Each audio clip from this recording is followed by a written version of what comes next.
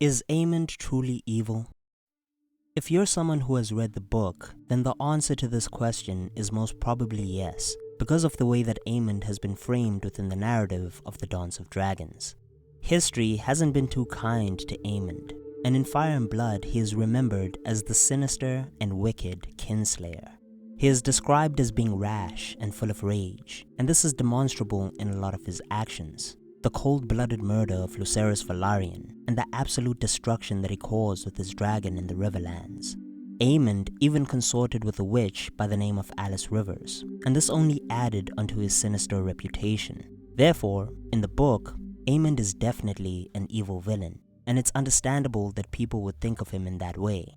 However, on the show, we see a different side to Aemond's character, one that sheds a lot of light about his personality and even his upbringing.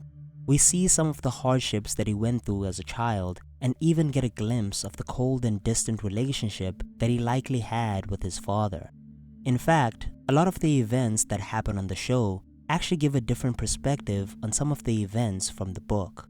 They make us understand why Aemond became the person that he was remembered for, and how some of his actions were most likely written out of context in the histories.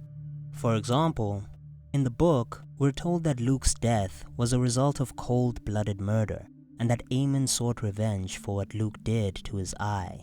However, on the show, we see that Luke's murder was actually a mistake caused by Aemond losing control of his dragon. Throughout the season, we're told that dragons are not pets that can be tamed or controlled, and that they truly are beasts with wills of their own. The idea that we control the dragons is an illusion. In fact, this is something that book readers are familiar with from the main series, because even Daenerys struggles to control Drogon, even when she finally gets to ride him. In A Dance with Dragons, we see how Drogon sometimes has a will of his own, and goes wherever he pleases, ignoring all of the instructions that Dany tries to give him. It's very much unlike the series, where Drogon did whatever he was told, and we see that dragons are not slaves. In order to obey their riders, they have to want to. It insinuates that there should be a relationship of trust and respect between the dragon and its rider, and that perhaps by this time, that had not been established between Vhagar and Aemond. However, this nuance is missed by the maesters who chronicle the dance, and they just end up inserting their own opinions and thoughts on what they believe happened. From the time that he's a little boy, the maesters tend to miss some of the nuances that shaped Aemond's personality, and instead try to suggest that his wickedness was inherent from birth. However, there are reasons for why Aemond eventually became the man that he was remembered for, and it's important to understand that context before we can start judging him and his character. For example, throughout his childhood, Aemond was constantly bullied for not having a dragon like the other children, and even his littlest brother, Daeron, rode a blue she-dragon at the age of 6. Because dragon riding is such an important practice for the Targaryen family, the fact that Aemond himself remained dragonless led to him being mocked and humiliated for not having one. And it wasn't just the other children that teased him about this either. His own father, Viserys, also partakes in teasing him in the book. In Fire and Blood, it's suggested that because Aemond did not have a dragon, Viserys himself became frustrated with it, and it got to the point where he insisted that the whole court travel to Dragonstone in order for Aemond to finally be able to claim one. However, the interesting thing is what Viserys says as he makes this suggestion. He says that Aemond can claim any dragon that he wants if the lad is bold enough to even try. This choice of words says a lot about how Viserys himself regarded his son, as it almost sounds as though he is goading him or challenging him to claim a dragon. Viserys was probably aware of how the other children bullied Aemond about this issue, and instead of trying to comfort him or to guide him in a genuine way, he himself seems to tease him about this problem. It might show the little affection that he had for Alicent's children, especially towards Aemond in what happens next. Because Aemond does finally claim a dragon, the biggest and fiercest dragon alive, Vhagar. But when he comes back from riding her, he is ambushed by Rhaenyra's and Laena's children, who are upset that Aemond claimed what was Rhaenyra's dragon. Vhagar is my mother's dragon. Your mother's dead. And Vhagar has a new rider now.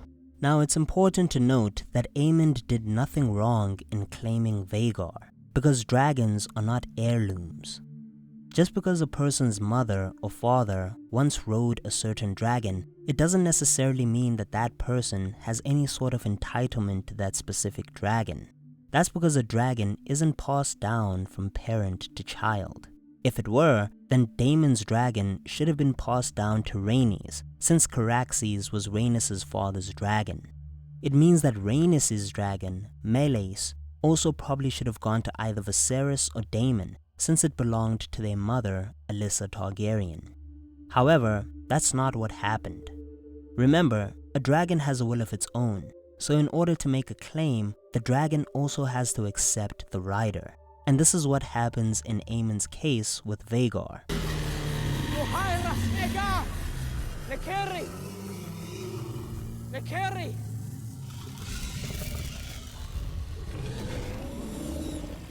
Vhagar accepts Aemond as her rider, and Rhaenyra was simply too slow in making her claim for her, so Aemond did nothing wrong. However, the children all attack him and Luke cuts out his eye. But it's Viserys' reaction to this that's very telling and which probably shapes Aemond's character the most. Viserys does nothing to reprimand nor punish this violation, and instead reprimands Aemond for the whole incident. When he finds out that Aemond called Rhaenyra's children bastards, which they are, he makes a clear and ominous threat. He says that the next time that anyone calls Rhaenyra's children bastards, he will have their tongues removed with hot pincers. Bear in mind that Aemond was ambushed by 4 children and that one of them was carrying a Valyrian steel blade to the confrontation. We've seen how Valyrian steel can cut through almost anything, including normal steel and especially flesh and bone. The fact that Luke confronts Aemond whilst carrying such a dangerous weapon is obviously a clear indication of his intentions to seriously harm him. In the book, this intention is made even more obvious because Rhaenyra's children confront him with wooden swords as well as the blade. Clearly, they intended to seriously hurt him by overpowering him, beating him, and possibly even killing him. Viserys, however, doesn't address this at all, and instead threatens to further mutilate his own son. And let it be known, anyone whose tongue dares to question the birth of Princess Rhaenyra's sons should have it removed. It's a shocking revelation to both Alicent and her children, and it's a clear demonstration to Aemond that his father will never defend him. Even when his life is in clear danger, his father will never stick up for him.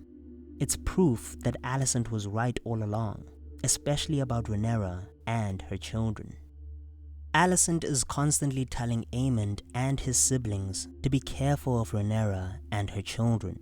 She tells them that if Rhaenyra were to come into power, that she would kill them the first chance that she gets, and she's not wrong in making this statement. During the whole incident about Aemond's eye, when Rhaenyra finds out that Aemond called her sons bastards, she makes a terrible request to her father. She says that Aemond should be questioned sharply so that the truth of the matter can be learned. Prince Aemond must be sharply questioned so we might learn where he heard such slanders. Now, for people who have never actually read the books, this statement is easy to dismiss. A lot of the audience that watches the show has no idea what Rhaenyra is saying at this moment, but book readers are very familiar with this statement. To question someone sharply is a euphemism for torture in the books, one that Daenerys says quite a lot in A Dance with Dragons. When Dany learns that the Sons of the Harpy are killing her soldiers, she gives her captains approval to start questioning people more sharply. She particularly says this about a baker who is alleged to have been involved in one of the assassinations. She says, "Skahas, I have changed my mind. Question the man sharply." I could, or I could question the daughters sharply whilst the father looks on. That will wring some names from him. "Do as you think best, but bring me names." Therefore, when Rhaenyra tells Viserys to question Aemond sharply, she wants him to be tortured until he tells the truth. Now bear in mind that Aemond hasn't really lied about anything that's happened, and he's telling his version of events as he remembers them. However, Rhaenyra doesn't really want to hear that version of events, and wants him questioned sharply until he starts speaking the truth that she wants to hear. It's a troubling comment when you understand this context, and it is a clear indication to Aemond that Alicent was right. Rhaenyra would kill him the first chance that she gets. It's a revelation that probably reaffirms his hatred for Rhaenyra and for her children, a hatred that is 100% justified given this context. Aemond is right to be angry and suspicious towards Rhaenyra and her children, and it's the fact that his own father won't defend him that leads him to train harder, realizing that he'll have to defend himself if he's going to survive. And Aemond does succeed in this, growing to be a skilled warrior trained by one of the finest knights in the realm. Sir Criston trains him and probably becomes like a father figure to him, as he is the only one that seems to care about him and his brother.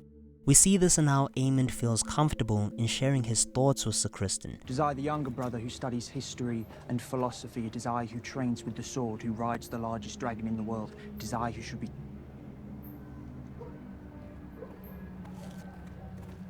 I know what it is to toil for what others are freely given. At one time, Sir Criston even corrects him and tells him to speak properly when he speaks of women, even though Sir Criston himself doesn't speak so properly about women. Sir Criston is basically helping to raise him in a proper way, and more than Viserys, Aemond probably has genuine respect and reverence for Sir Criston Cole. However, there's no doubt that Sir Criston also teaches him to be wary of Rhaenyra and her children, supporting and reinforcing all of the warnings that Alicent probably tells him. It just makes him a lot more paranoid towards her, and certainly a lot angrier, which explains why he wants to terrorize Luke when he sees him at Storm's End. It's years of built-up rage that leads to his actions, and we see how on the show things go too far. But given everything that's happened, is Aemond not justified in being so angry and wanting retribution? I'm not saying that Aemond was right for his actions during the dance, but it is clear that there is so much more to his character than the histories allude to. He has certainly been villainized by the maesters who chronicled the dance, but upon closer inspection, there were many moments in which he himself was being wronged by others. He was bullied and goaded his entire life, and was not even given a shred of compassion by his own father. Viserys never punished the person who cut out his own eye, and instead blamed him and threatened to further mutilate him. He was told his whole life that his own sister wanted him dead, and he saw on that day that all he'd been told was true. He was probably a lonely, paranoid, angry child his entire life, and these feelings are what led to him to take the actions that he eventually did, to become the man that people have now villainized throughout history. But is he truly a villain? What do you think? Let me know down below in the comments section. And if you like this video, hit the like button and subscribe to the channel for future content. Thank you for watching. Peace.